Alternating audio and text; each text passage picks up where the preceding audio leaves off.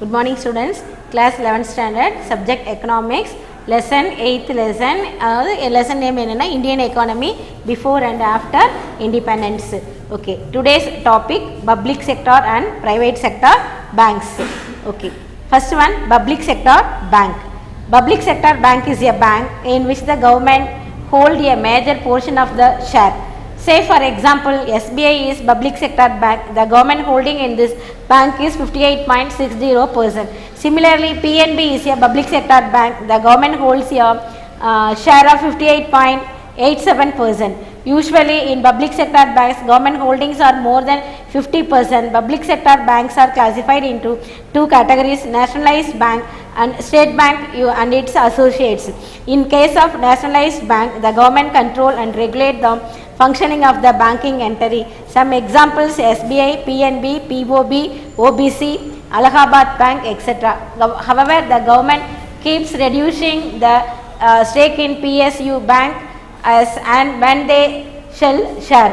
So to that extent, they can also become minority shareholders in this bank. This is in accordance with the privatization policy. Okay. Public sector and private sector banks are அரசு உடைமையாக்கப்பட்ட வங்கிகள் மற்றும் தனியார் வங்கிகள். அதுதான் public sector and private sector bank. Okay, first public sector bank, government bank அதெல்லாம் பார்க்கலாம்.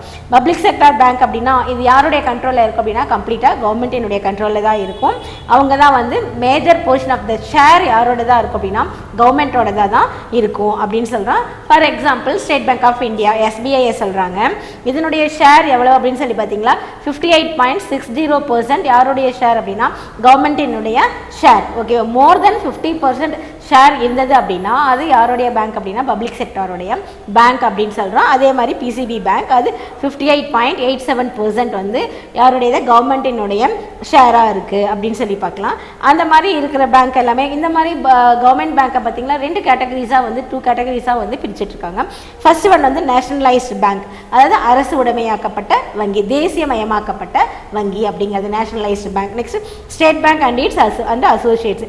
State bank அதனுடைய தொடர்புடைய மற்ற வங்கிகள் அப்படின்னு சொல்கிறோம்.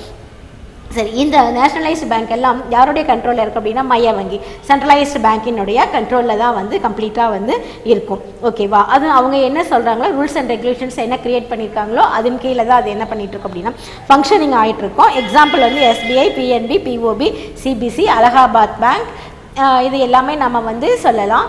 இது என்ன அப்படின்னா நம்ம இது அதாவது கவர்மெண்ட்டினுடைய ஷேர் வந்து எவ்வளவு இருக்குன்னா மோர் தென் 50% இருந்தது அப்படின்னா அந்த பேங்க்கை நம்ம என்னன்னு சொல்கிறோம் அப்படின்னா பப்ளிக் செக்டார் பேங்க் அப்படின்னு நம்ம சொல்கிறோம். ஓகேவா, சரி, இது எதுக்காக மீது எல்லாம் மைனாரிட்டி வந்து ஷேர் ஹோல்டர்ஸ் வந்து ரொம்ப மைனாரிட்டியாக தான் வந்து இருப்பாங்க அப்படிங்கிறது தான். ஓகே, ஆனால் ப்ரைவேட்டைசேஷன் பேங்க் பார்த்திங்களா எப்படி இருக்கும் அப்படின்னா அவங்க தனி மனிதனாகவே ஃபுல் கேபிட்டலும் அவங்களே கூட போட்டிருக்கலாம், இல்லை வந்து பப்ளிக் பொதுமக்கள் கிட்ட வந்து ஷேர் வாங்கி அந்த பர்டிகுலர் பேங்கை வந்து நடத்தலாம். ஓகே, நெக்ஸ்ட் ஒன் வந்து private sector bank. Okay, in this bank most of the equity is owned by private bodies, corporations, institutions or individuals rather than government. These banks are managed and controlled by private promoters.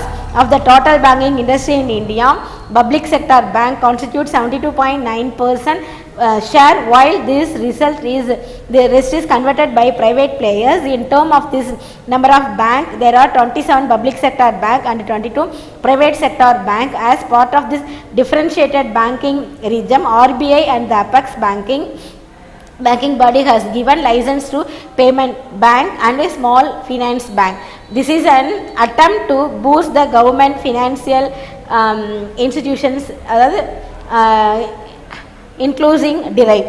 But there may be other problem. As a result, Airtel Payment Bank and Paytm Payment Bank Limited have come up. How far these banks would help to poor people is not known. Okay, next வந்து நம்ம private sector bank அப்படின்னு சொன்னோம். இந்த private sector bank அப்படின்னா என்னென்னா completely அந்த complete equity owned by the private sectors, private candidate அவங்கக்கிட்ட மட்டும்தான் அந்த கம்ப்ளீட் ஈக்விட்டியும் அவங்கக்கிட்ட மட்டும்தான் வந்து இருக்கும். அதாவது எல்லாம் என்னென்னா ஆனால் கண்ட்ரோல் வந்து கவர்மெண்ட் சில ரூல்ஸ் அண்ட் ரெகுலேஷன்ஸை வந்து ஃபாலோ பண்ணலாம். ஆனால் அந்த கேபிட்டல் அப்படின்னு சொல்லக்கூடியது யாருடைய கண்ட்ரோலில் இருக்கும் அப்படின்னா கம்ப்ளீட்டாக வந்து ப்ரைவேட்டைசேஷன் அவங்கக்கிட்ட மட்டும்தான் இருக்கும். அதே மாதிரி அவங்க என்ன பண்ணியிருப்பாங்க அப்படின்னா அந்த ஷேர் ஷேர்னா என்ன அர்த்தம், பொதுமக்கள் கிட்ட இருந்து பப்ளிக் கிட்ட வந்து ஷேர் வாங்கி அந்த பேங்க் என்ன பண்ணுவாங்க அப்படின்னா ரன் பண்ணிட்டு வந்து இருப்பாங்க அப்படின்னு சொல்லி பார்க்குறோம். அந்த மாதிரி பேங்க் பார்த்தீங்களா 72.9% பார்த்தீங்களா total banking industry in India. Public sector bank constitutes பார்த்தீங்கன்னா 72.9% இருக்குது அப்படின்ட்டு. இதில் 27 வந்து பப்ளிக் செக்டார் பேங்க்கு, 22 வந்து யார்கிட்ட இருக்குது அப்படின்னா ப்ரைவேட் செக்டார் பேங்க்கு அப்படின்னு சொல்கிறோம். இது எல்லாமே ஆர்பிஐ அவங்களுடைய கண்ட்ரோலுக்கு கீழே தான் இந்த கம்ப்ளீட் பேங்கும் என்ன பண்ணிகிட்டு இருக்கு அப்படின்னா இயங்கிக்கிட்டு இருக்குது அப்படின்னு சொல்லி பார்க்குறோம். இப்போ நவடேஸ் வந்து பேடிஎம், இந்த ஏர்டெல் பேமெண்ட்டு இது எல்லாமே என்ன பண்ணியிருக்காங்க, கூகுள் பே இது எல்லாமே இப்போ வந்து இன்ட்ரடியூஸ் ஆகியிருந்தாலும் புவர் பீப்புளுக்கு இது வந்து என்ன பண்ண முடியல, இதனுடைய பயனை வந்து அவங்க கம்ப்ளீட்டாக வந்து என்ன பண்ண முடியலன்னு சொல்கிறோம், அடைய முடியல அப்படின்னு சொல்கிறோம். சரி, ஓகே. நெக்ஸ்ட் டாபிக் என்னன்னு பார்த்தீங்கன்னா நேஷனலைசேஷன் ஆஃப் பேங்க், தேசியமயமாக்கப்பட்ட வங்கிகள் அப்படின்னு சொல்லி பார்க்கலாம். After independence the government of India adopted plan economic development for this purpose. 5-year plan came into existence since 1951. The main objective of the economic plan aimed at social welfare. Before independence, commercial banks were in the private sector. This commercial bank failed in helping the government to achieve social objectives of planning. Therefore, the government decided to nationalize 14 major commercial bank on 19th July 1969. In 1980, again the government took over another 6 commercial bank.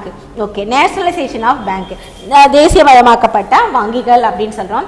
After independence, அதாவது before independence வரைக்கும் நம்ம ஏற்கனவே பார்த்துருக்கோம். எல்லாமே யாருடைய பேங்காக இருந்தது அப்படின்னா private பேங்காக தான் மோஸ்ட்லி வந்து இருந்தது. 1 or 2 மட்டும்தான் வந்து கவர்மெண்ட் பேங்க் இருந்தது.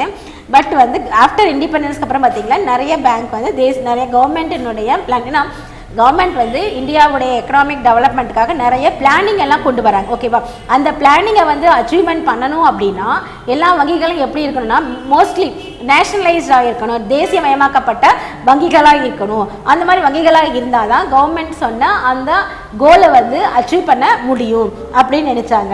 ஓகே, அதே மாதிரி என்ன பண்ணாங்க, அதே மாதிரி இந்த கமர்ஷியல் பேங்க் வந்து என்ன பண்ணுது அப்படின்னா கவர்மெண்ட்டினுடைய பிளானிங்க்கு வந்து அதிக அளவில் வந்து என்ன பண்ணுறது இல்லை அப்படின்னா உதவி புரியறதில்லை. ஸோ தட் அந்த மாதிரி எப்போ வந்து 50-50 crores வந்து தாண்டுதோ அந்த மாதிரி இருக்கக்கூடிய கமர்ஷியல் பேங்க்லாம் என்ன பண்ணலாம்னு நினச்சிருந்தாங்க அப்படின்னா நேஷனலைஸ்டு பேங்காக வந்து கன்வெர்ட் பண்ணிடணும் அப்படிங்கிற ஒரு நோக்கத்தோடையும், ஒரு தனி மனிதன் மட்டுமே கம்ப்ளீட் ப்ராப்பர்ட்டியும் வந்து அதாவது கம்ப்ளீட் ப்ராஃபிட்டையும் வந்து அடையக்கூடாது அப்படிங்கிற ஒரு எய்மோட என்ன பண்ணாங்க அப்படின்னா இந்திரா காந்தி அவங்க பீரியடில் 1969 19 பேங்க்கை ஃபர்ஸ்ட் என்ன பண்ணாங்க அப்படின்னா நேஷனலைஸ்டாக பண்ணாங்க. அந்த 19 பேங்க் எல்லாம் எது அப்படின்னு சொல்லி பார்த்தீங்களா, Allahabad Bank, Bank of Baroda, Bank of Maharashtra, Canara Bank, Central Bank of India, Dena Bank, Indian Bank, Indian Overseas Bank, Punjab National Bank, Syndicate Bank, Union Bank and United Bank of India, UCO Bank, Bank of India. இந்த 19 பேங்க்கை தான் first 1969 என்ன பண்ணாங்க அப்படின்னா தேசியமயமாக்குனாங்க, nationalisation பேங்காக convert பண்ணாங்க. ஓகேவா, இதனுடைய deposit தொகை எவ்வளவு தாண்டுச்சுன்னு சொன்னேன், 50 crores, 50 கோடியை அதிகமாக தாண்டிய பேங்க்குகள் எல்லாத்தையும் என்ன பண்ணிட்டாங்க அப்படின்னா நேஷனலைஸ் பேங்க், அந்த these are all commercial bank. இன்னும் நமக்கு நல்லா தெரியல, இந்த கமர்ஷியல் பேங்க் எல்லாத்தையும் நேஷனலைஸ் பேங்காக கன்வெர்ட் பண்ணாங்க. எப்போ அப்படின்னு 1969. எகைன் 1980 ஒரு 6 பேங்க்கை வந்து கன்வெர்ட் பண்ணுறாங்க. அது வந்து இப்போ வந்து 50 crore அப்படிங்கிறது அப்போ வந்து அதிகமான தொகையாக 1960 வந்து 69 இருந்தது. இப்போ என்ன பண்ணாங்க அப்படின்னா 1980 மோர் தென் 200 crores, 200 கோடிக்கு அதிகமாக எந்த ஒரு பேங்க் டெபாசிட் வச்சிருக்கோம் கமர்ஷியல் பேங்க், அந்த பேங்க்ல என்ன பண்ணாங்க அப்படின்னா நேஷனலைஸ்ட் பேங்காக வந்து கன்வெர்ட் பண்ணாங்க. அந்த 6 பேங்க் எல்லாம் எதுன்னு பார்த்தீங்கன்னா ஆந்திரா பேங்க், கார்பரேஷன் பேங்க், அடுத்து New Bank of India, Oriented Bank of Commerce, Punjab and Sind Bank, Vijaya Bank. Okay, so next objectives of nationalization, எதுக்காக இந்த பேங்க்கை எல்லாத்தையும் நேஷனலைசேஷனாக கன்வெர்ட் பண்ணாங்க. The main objective of nationalization was to attain social welfare sectors such as agriculture, small and village industries were in need of funds for their expansion and further economic development. Okay, first point எதுக்காக அப்படின்னு சொல்லி பார்த்தீங்கன்னா to attain social welfare, அதாவது social welfare வந்து எல்லா மனிதனுக்கும் அந்த welfare போய் கிடைக்கணும், நன்மை போய் அடையணும். அதே மாதிரி அக்ரிகல்ச்சர் செக்டாரும் வந்து டெவலப்மெண்ட் ஆகணும், ஸ்மால் ஸ்கேல் இண்டஸ்ட்ரீஸும் வந்து டெவலப் ஆகணும், பர்டிகுலர்லி இன் வில்லேஜ் ஏரியாஸில் டெவலப்மெண்ட் ஆகணும் அப்படிங்கிற ஒரு மெயின் பர்பஸ்க்காக தான் இந்த பேங்கை நேஷனலைசேஷனாக பண்ணாங்க. Next, nationalization of bank help to curb private monopolies in order to ensure a smooth supply of credit to socially desirable sections. Okay, இது வந்து இந்த பிரைவேட் செக்டர் பேங்க்னா மோஸ்ட்லி மோனோபாலி, அது மோனோபாலி அந்த ஒரு தனி மனிதனுடைய கண்ட்ரோலில் தான் அது வந்து இருக்கும். அப்போ அவங்க என்ன பண்ணுவாங்க, அவங்களுக்கு வேண்டப்பட்ட பீப்புளுக்கு தான் என்ன பண்ணுவாங்க, இந்த கிரெடிட் ஃபெசிலிட்டிஸ் எல்லாத்தையும் கொடுப்பாங்க. ஓகே, அந்த பெனிஃபிஷியரிஸ் வந்து எல்லா செக்ஷன்ஸுக்கும் எல்லா டிசைரபிள் பீப்புளுக்கும் அடையணும் அப்படிங்கிறதுக்காக தான் இந்த பேங்க்கை வந்து நேஷனலைசேஷனாக கன்வெர்ட் பண்ணாங்க. Next, in India nearly 70% of population lived in rural areas. Therefore it was needed to encourage the banking habit among the rural population. நமக்கு நல்லா தெரியும், ஓகேவா, அதாவது agriculture is the backbone of Indian economy. இந்த agriculture mostly எங்கே follow பண்ணிட்டு இருக்காங்க, village side தான், ரூரல் ஏரியாஸ் தான். அப்போ ரூரல் ஏரியாஸில் 70% பீப்புள் வந்து என்ன பண்ணுறாங்க, வாழ்க்கை நடத்திட்டு இருக்காங்க. அவங்களுக்கு அந்த பெனிஃபிஷியரிஸ் என்ன பண்ணணும், போய் கரெக்டாக வந்து கிடைக்கணும் அப்படிங்கிற நோக்கத்துக்காக ஆரம்பிக்கப்பட்டது தான் இந்த nationalization. Okay, next, nationalization of banks was required to reduce the regional imbalance where the banking facilities were not available.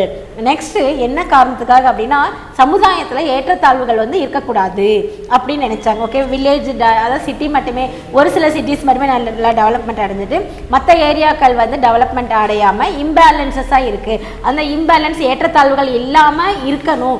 அப்போ இந்த சலுகைகள் இந்தியாவில் இருக்கக்கூடிய nook and corner of the people வந்து அட்டைன் ஆகணும் அப்படிங்கிறதுக்காக தான் இந்த பேங்க்கை வந்து நேஷனலைஸ் பண்ணாங்கன்னு சொல்லி பார்த்தோம். So before independence the number of banks were certainly inadequate. After nationalization new bank branches were open in both rural and urban areas. Okay, before independence, முன்னாடி இண்டிபெண்டன்ஸ்க்கு முன்னாடி பார்த்தீங்களா, அதாவது என்ன சொல்கிறாங்க அப்படின்னா number of banks were certain, அதாவது கம்மியான ஒரு பேங்க் தான் இருந்தது. இது எல்லாமே எப்படி இருந்தது அப்படின்னா நிறைய வந்து வில்லேஜ் சைடில் இந்த நிறைய பேங்க் வந்து பிரான்ச்சஸ்லாம் ஓப்பன் பண்ணவே இல்லை. நேஷ்னலைசேஷன் ஆனதுக்கப்புறம் தான் என்னாச்சு அப்படின்னா வில்லேஜில் எல்லாம் நிறைய வந்து என்னாச்சு அப்படின்னா வில்லேஜ் ஏரியாவிலையும் சரி அர்பன் ஏரியாவிலையும் நிறைய வந்து பிரான்ச்சஸ் எல்லாம் ஓப்பன் பண்ணாங்க.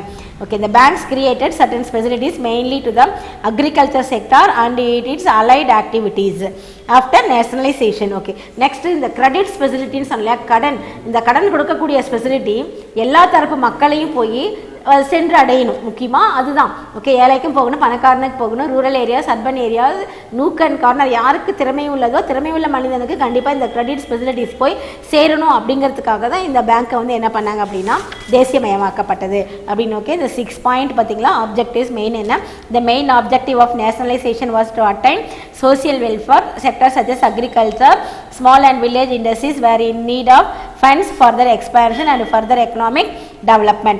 Nationalization of banks helped to curb private monopolies in order to ensure a smooth supply of credit to socially desirable sections in India. Nearly 70% of population lived in rural area. Therefore it was needed to encourage the banking habit among the rural population. So nationalization of banks was required to reduce the regional imbalances where the banking facilities were not available. Before independence the number of banks was certainly inadequate. After nationalization new bank branches were opened in both rural and urban areas. Banks created credit facilities mainly to the agriculture sector and its allied activity after nationalization. Okay, இதுக்கப்புறம் பார்த்தீங்கன்னா new economic policy அப்படிங்கிறது எப்போ கொண்டு வராங்க அப்படின்னா 1991 கொண்டு வராங்க. இதனால என்னாச்சு அப்படின்னா இந்தியன் பேங்கிங் இண்டஸ்ட்ரி வந்து ஒரு ஃபேஸிங் நியூ ஒரு ஹரிசான் ஒரு நியூ ஃபேஸிங்கை வந்து சந்திக்குது. ஓகேவா, எப்படி அப்படின்னு சொன்னால் எல்லாமே இந்த டெவலப்மெண்ட் வந்து எல்லா விதமான வில்லேஜ் பீப்புளுக்கும் சேரணும், ஸ்லம் பீப்புளும் வந்து டெவலப்மெண்ட் ஆகணும். அப்புறம் இது முக்கியமான மெயின் எய்ம் என்ன அப்படின்னா இந்த ஸ்லம் பீப்புள்கிட்டையும் வில்லேஜ் பீப்புள்கிட்டையும் மணி லெண்டர்ஸ் நிறைய வந்து இந்த கந்துவட்டிக்காரங்க பணம் கொடுத்து வாங்குற அது வந்து கம்ப்ளீட்டாக வந்து ட்ராப் அவுட் ஆகணும், அது நிற்கணும். ஏன்னா அதனால் நிறைய பேர் வந்து நமக்கு தெரியல நிறைய பிரச்சனைக்கு உள்ளாகுறாங்க அப்படின்ட்டு அந்த பிரச்சனைகள் எல்லாத்தையும் வராமல் தடுக்கணும் அப்படிங்கிறதுக்காக தான் இந்த 1990 நியூ எக்கனாமிக் பாலிசி ப்ரமோட் பண்ணாங்க. அது மூலமாக என்னாச்சு அப்படின்னா nook and corner of the country மூலை முடுக்குகள் எல்லாம் என்ன பண்ணாங்க அப்படின்னா பேங்க் வந்து ஓப்பன் பண்ண ஆரம்பித்தாங்க. ஓகே, நெக்ஸ்ட் இதுக்கப்புறம் பார்த்தீங்களா பர்ஃபார்மன்ஸ் ஆஃப் 5-year பிளான். இந்த 5-year பிளான் அப்படின்னு சொல்லி ஜவஹர்லால் நேரு தான் என்ன பண்ணாங்க அப்படின்னா இந்த ஸ்கீமை வந்து இன்ட்ரடியூஸ் பண்ணுறாங்க. ஏன்னா நமக்கு நல்லா தெரியும். நம்ம வந்து பிஃபோர் இண்டிபெண்டன்ஸ் பார்த்திங்கன்னா முதல்ல நம்ம நாட்டில் நல்ல தொழில்கள், கைத்தொழில்கள்லாம் நல்லா ஹேண்டிகிராஃப்ட்லாம் நல்லா நடத்திட்டு தான் இருந்தது இல்லையா. கைவினைப் பொருட்கள் நல்ல முறையில் போய்ட்டு தான் இருந்தது. நம்ம நிறைய என்ன பண்ண ஃபாரின் கண்ட்ரீஸ்க்கெலாம் எக்ஸ்போர்ட் பண்ணிட்டு தான் இருந்தோம். ஆனால் எப்போ வந்து பிரிட்டிஷ் வந்து இந்தியாவில் காலடி எடுத்து வைக்க ஆரம்பித்தாங்களோ அதுக்கப்புறம் கொஞ்சம் கொஞ்சமாக நம்மளுடைய தொழிலில் என்னாச்சு, அப்படியே நலிவடைஞ்சு கம்ப்ளீட்டாக இல்லாமலே கூட போயிடுச்சுன்னே சொல்லலாம்.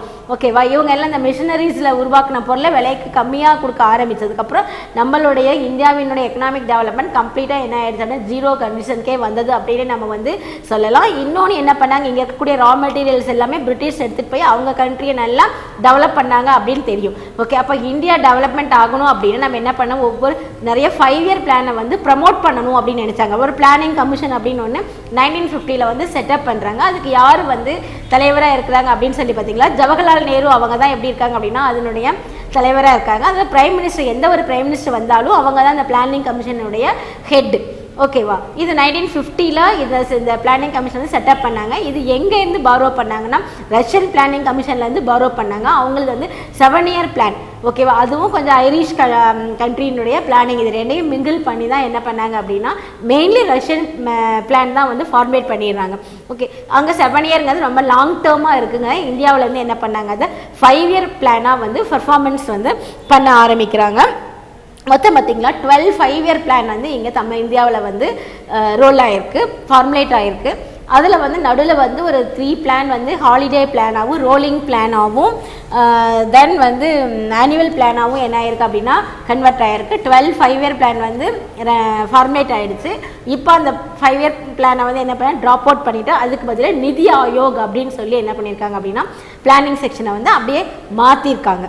ஓகே. ஸோ இந்த 5 இயர் மூலமாக நம்ம என்ன பண்ணியிருக்கோம் அப்படின்னா நம்மளுடைய க்ரோத் வந்து ட்ரிமாண்டியஸ் க்ரோத் அப்படின்னே சொல்லலாம், நல்ல ஒரு வளர்ச்சியவே அடைஞ்சிருக்கு அப்படின்னு சொல்லி பார்க்கலாம் சார்.